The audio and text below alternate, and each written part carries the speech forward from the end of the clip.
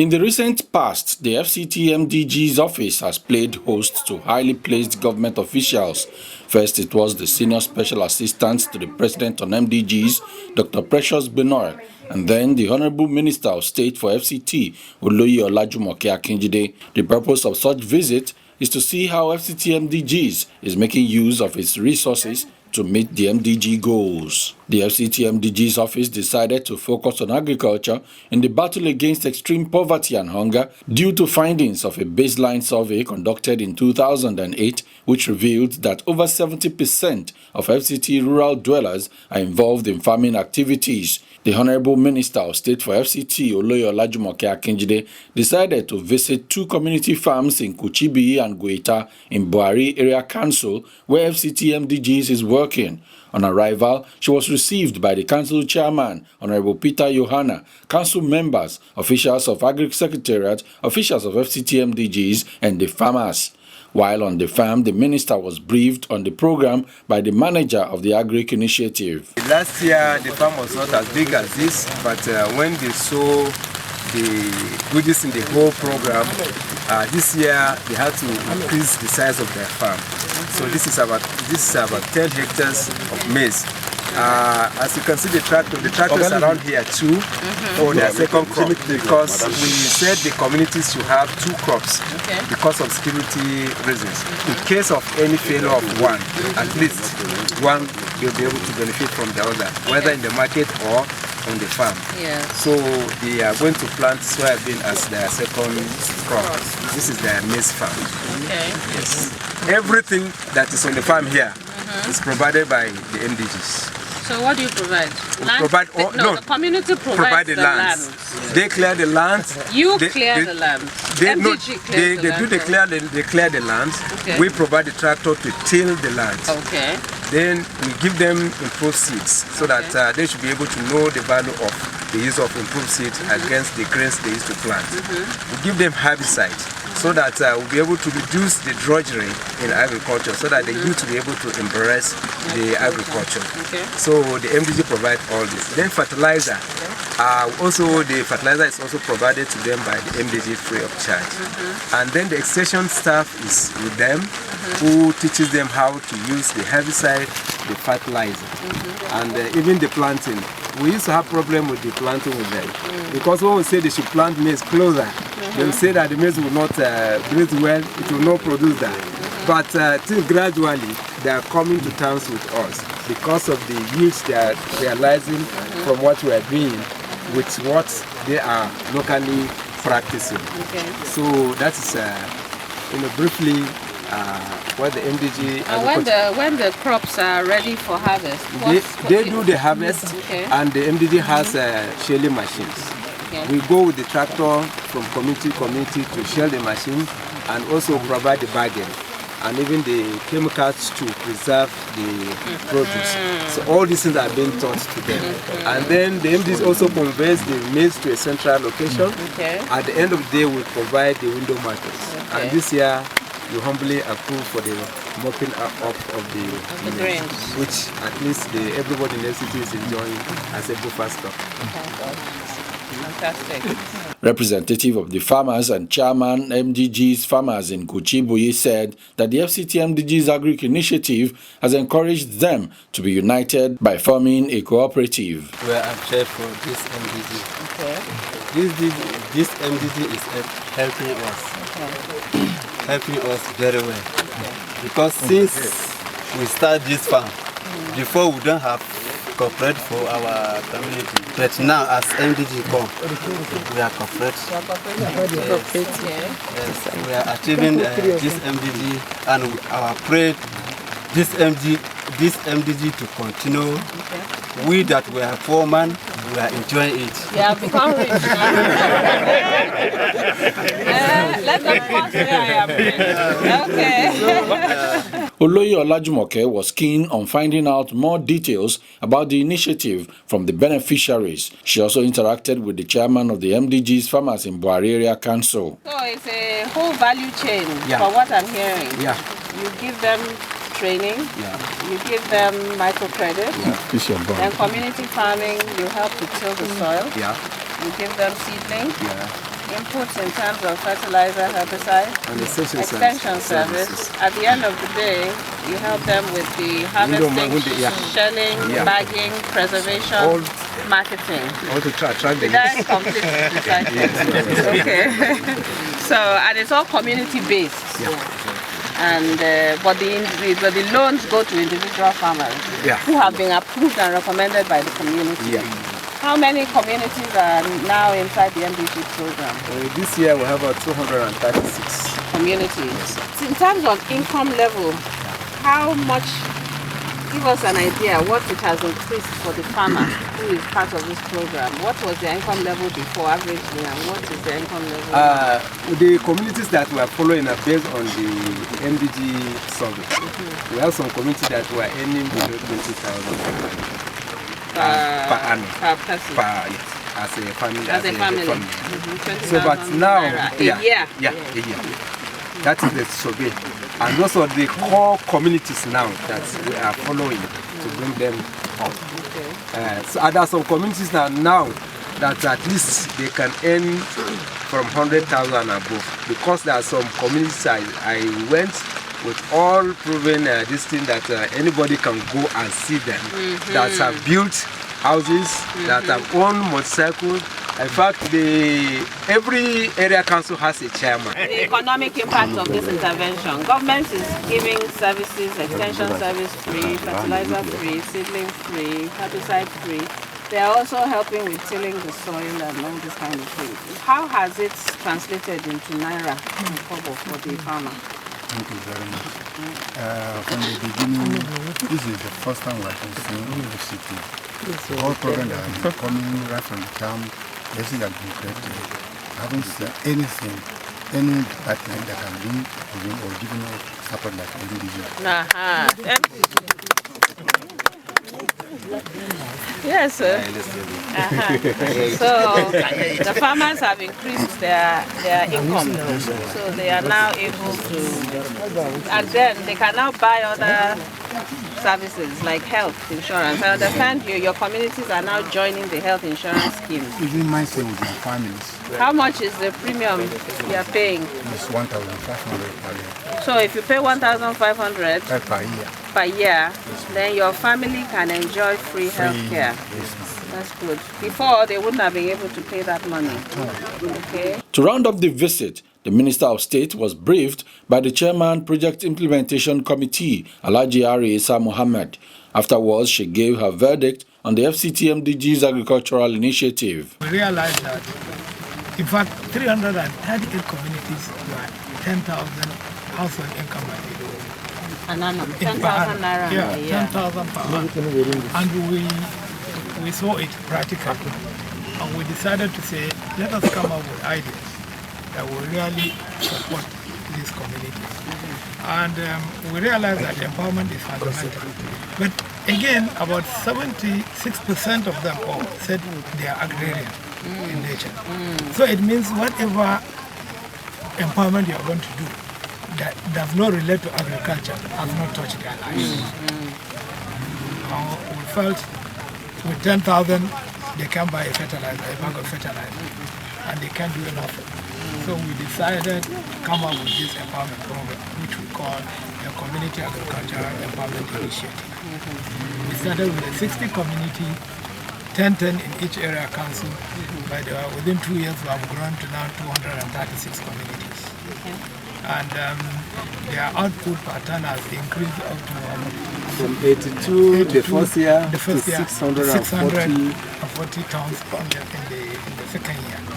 And then we've seen the incomes grow, both at individual level and at family level. And in the communities who have done this agriculture initiative, we saw within 1 year there was a shift from 10,000 to 30,000, some to 50,000. And individuals within the communities have also moved some up to 100,000 or more. Those that are into animal farming, those that are into poultry. So they have also individually gone into other aspects of agriculture that will empower them.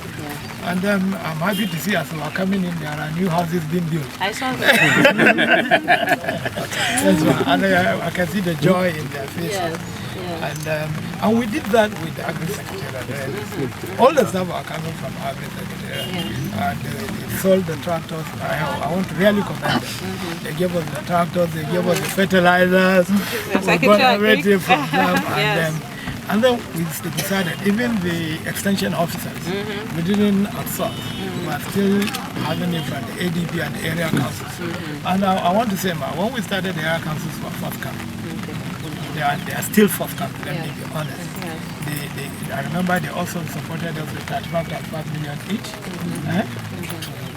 continue with this agricultural initiative. So far in the last 3 years, you can see we have spent just about 200 and something million on this, and the output is really getting the impact we really deserve from the community.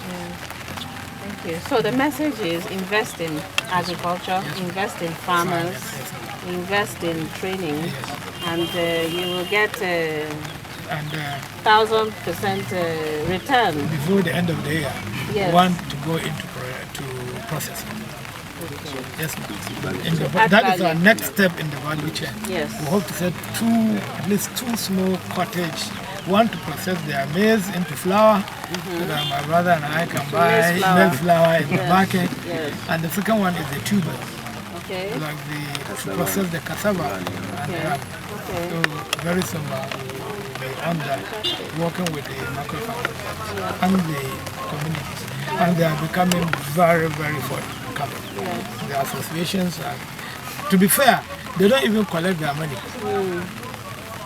They want to reinvest the money to ensure that in the next future they have a plan for the future. Yes. I think this is where government does its best. Government is supposed to support those who are the lowest in the economic ladder and to unleash human potential.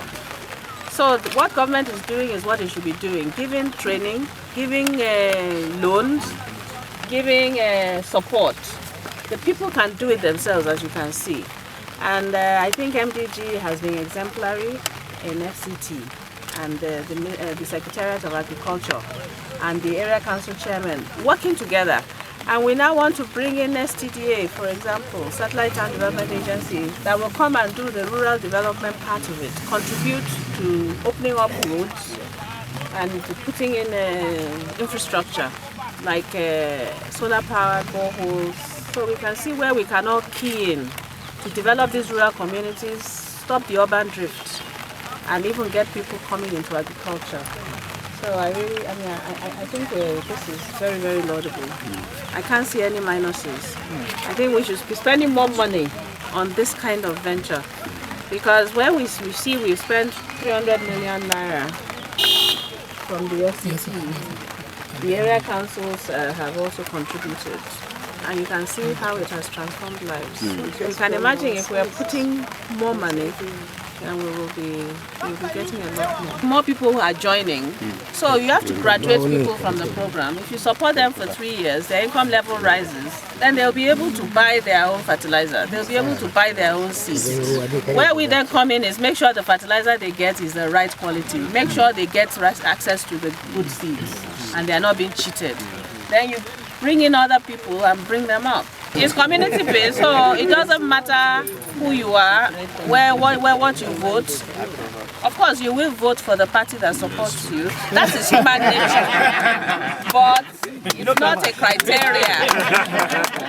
It's not a criteria. It is based on the community. You are in the community, you're a farmer, you have equal access to it. The FCT MDGs Office decided to focus on agriculture in the battle against extreme poverty and hunger, and to contribute to food security, not just in FCT, but also in Nigeria. The visit has actually helped in meeting our targets, because more especially in the empowerment sector, we were concentrating on capacity building and mostly on agric.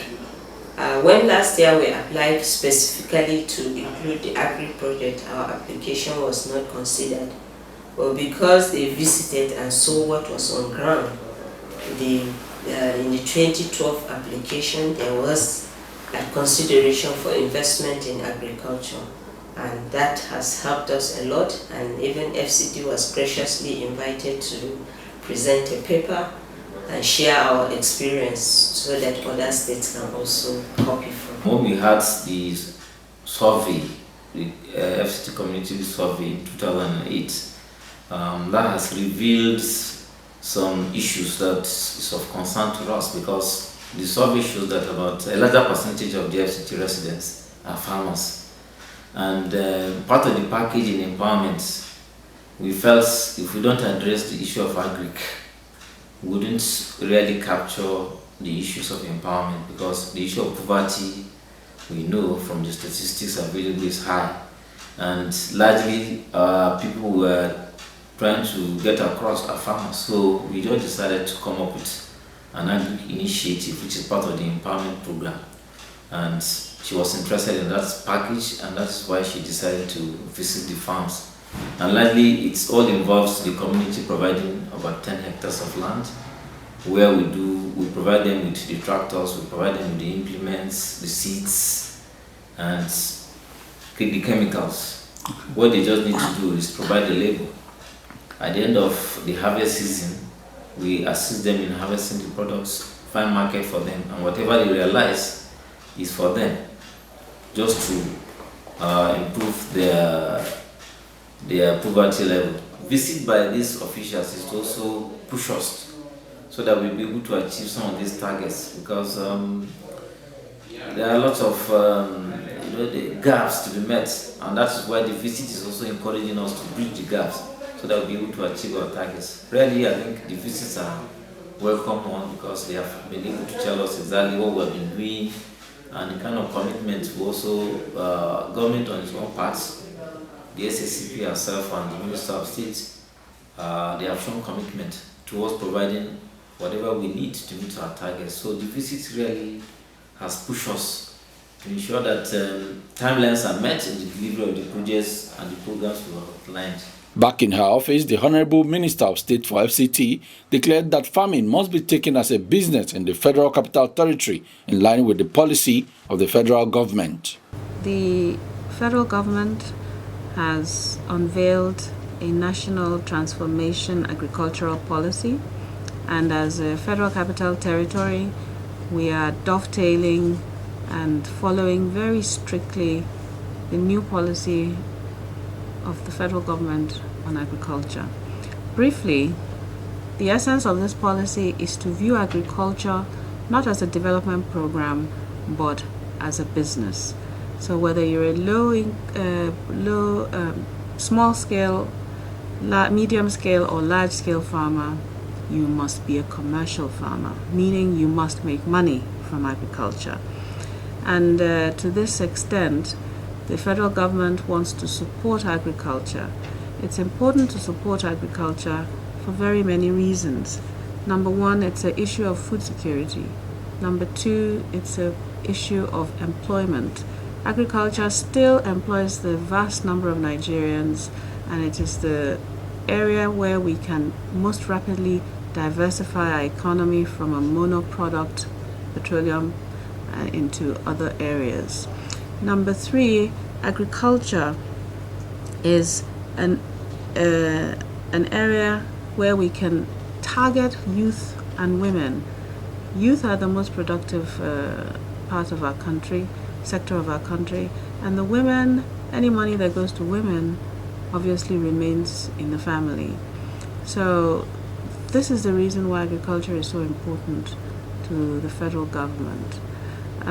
Part of the policy is to increase productivity by providing access to land, access to credit, more inputs for farmers. Subsidy will go directly to the farmers through provision of subsidy on fertilizer, subsidy on seeds.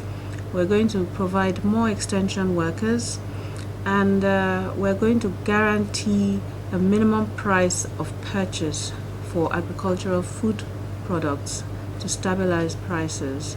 In this regard, the federal government has also directed that we should reinstitute the marketing corporations, formerly called marketing boards, to protect farmers' interests. Every other country has this, and we are going to bring back the marketing boards. And finally, we're going to de-risk agricultural lending to release approximately 450 billion naira for agricultural lending from the commercial banks by providing a federal government guarantee for loans to agriculture. So loans to agriculture can be long-term and small interest rates, very low interest rates for agricultural lending. The FCT MDGs Agric initiative started as a pilot program in 60 communities and has now spread to 245 communities in the FCT, touching the lives of over 20,000 farming families and turning hitherto frustrated farmers to responsible members of the society. The beneficiaries are making good money in their local communities, thereby reducing the rural-urban drift. The initiative was given the needed support after these visits by high-powered officials to see things for themselves and meet the beneficiaries. The government is interested in the people. The government is interested in her people, to see her people working and building them up. And that is why the two high-powered delegations, the Minister of State and the SSAP, had to visit these people to see for themselves and tell them that yes, the government is solid behind you and is ready to support you if you are ready to do the work. Because like during the Minister of State visit, I can recall vividly what she said, that this is what government should be doing, and it is that people can do it themselves, so allow them to do it by themselves. Just give them the necessary support. So I see that their visit as a booster even to the farmers and to those of us that are at the implementation level, that yes, government is committed and is interested in its people, to see them working and working hard if you can avail yourself with some of these things. Most of the interventions we are doing is principally in health and the empowerment issues, because statistics we have on the ground is really not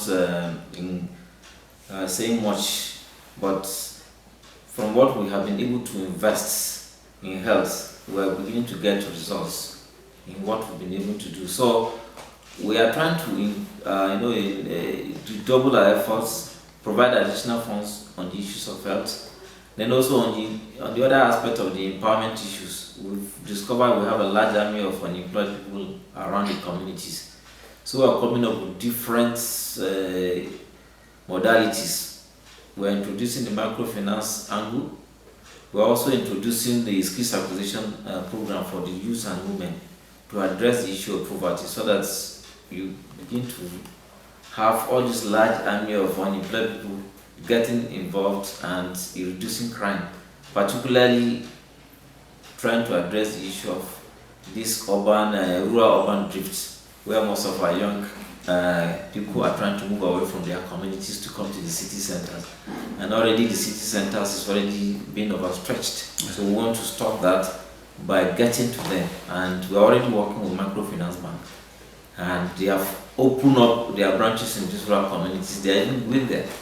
The FCT MDGs Office plans to reach more communities this year. According to the Minister of State, FCT is uniquely placed to produce more highly profitable crops like rice and cassava, two high-yielding crops that will help the federal government stop unnecessary importation. Annually, we're spending 356 billion naira importing rice. The target is that in 4 years' time, we will stop importing rice completely and only eat locally produced rice that will be milled and processed to the highest international standards. Now, the FCT is uniquely placed as a rice farming area, and we're going to put in irrigation facilities to assist our farmers to go off rain-fed farming and be able to farm throughout the year. Again, cassava is another crop where we have comparative advantage in this country. We are importing wheat. We are probably the largest importer of wheat in the world. Nigeria is spending currently 635 billion naira every year on wheat. So we're going to use cassava as wheat substitution Federal government is directing as a policy and will then put it in a law that 10% of all flour should, for bread, should be used, should be wheat, cassava flour, not wheat flour, lowering our import bill and releasing more money for other investments in agriculture. The FCT again is going to be producing cassava. The climate conditions and the soil is very good for cassava production. So these are two crops that we're going to concentrate on. As you know, we have had successes in the past in our root and tuber expansion program. We have had great successes in the FCT, in our Fadama program, in aquaculture. We have set up many fish farms, and we are currently developing land, clearing land and putting infrastructure in agricultural land in conjunction with a private sector partner, so that we can give people land that is ready to farm. And we will continue this program to make land available at a relatively subsidized rate to people who are willing to invest in agriculture in the FCT. As you know, the Federal Capital Territory has almost 300,000 square hectares of land available for farming.